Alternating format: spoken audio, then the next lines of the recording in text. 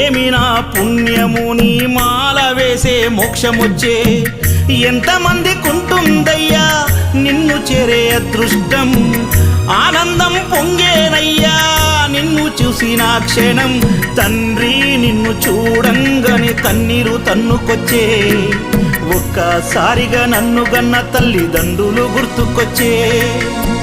చక్కని మల్లె జాజి పూల పరుపు వేసి బంగారు ఊయల గట్టి ఊయలూపనా